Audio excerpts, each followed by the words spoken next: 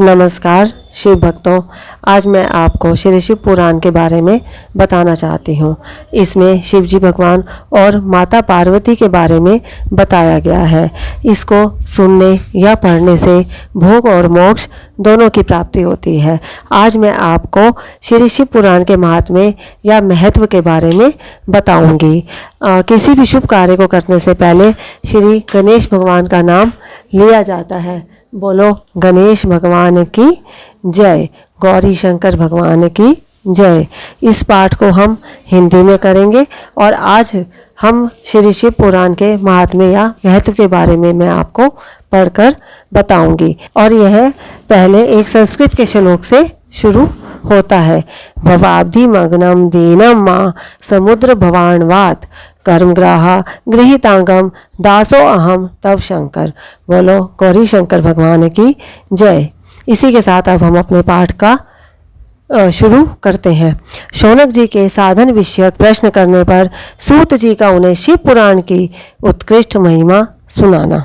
श्री शौनक जी ने पूछा, महाज्ञानी सूत जी, आप संपूर्ण सिद्धांतों के ज्ञाता है। प्रभो, मुझसे पुराणों की कथाओं के सार तत्व का विशेष रूप से वर्णन कीजिए। ज्ञान और वैराग्य सहित भक्ति से प्राप्त होने वाले विवेक की वृद्धि कैसे होती है तथा साधु पुरुष किस प्रकार अपने काम क्रोध आदि मानसिक विकारों का निवारण करते हैं। इस घोर कलिकाल में जीव प्राय आसुर स्वभाव के हो गए हैं। उस जीव समुदाय को शुद्ध देवी संपत्ति से युक्त बनाने के लिए सर्वश्रेष्ठ उपाय क्या है? आप इस समय मुझे ऐसा कोई शाश्वत साधन बताइए जो कल्याणकारी वस्तुओं में भी सबसे उत्कृष्ट एवं परम मंगलकारी हो तथा पवित्र करने वाले उपायों में भी सर्वोत्तम पवित्र कारक उपाय हो।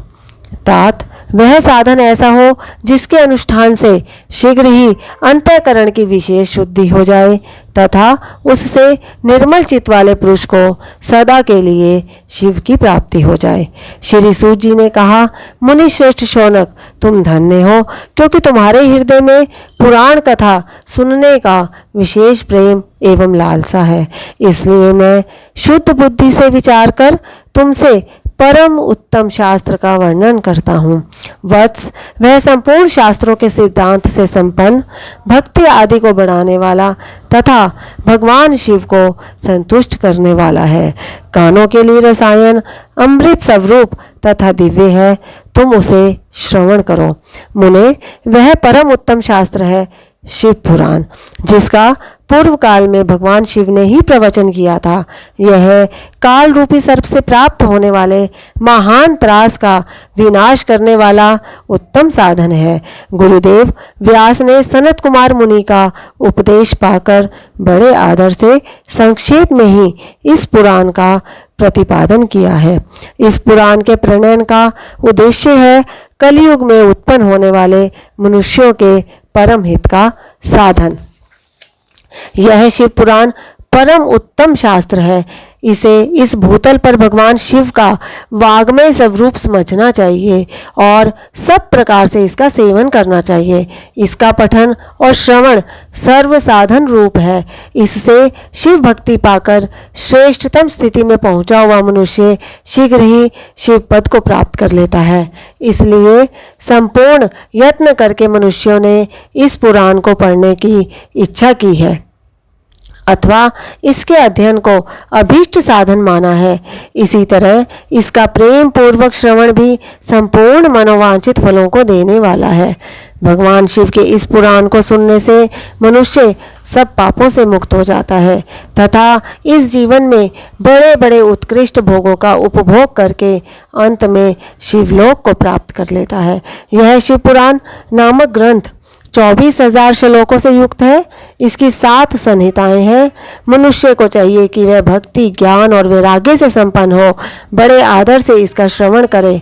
7 संहिताओं से युक्त यह दिव्य शिव पुराण पर ब्रह्म परमात्मा के समान विराजमान है और सबसे उत्कृष्ट गति प्रदान करने वाला है। जो निरंतर अनुसंधान पूर्वक इस शिव पुराण को बाँचता है अथवा नित्य प्रेम पूर्वक इसका पाठ मात्र करता है, वह पुण्य आत्मा है। इसमें संशय नहीं है। जो उत्तम बुद्धि वाला पुरुष अंतकाल में भक्ति पूर्वक इस पुराण को सुनता है, उस पर अत्यंत प्रसन्न हुए भगवान महेश्वर उसे अपना पद धाम प्रदान करते हैं।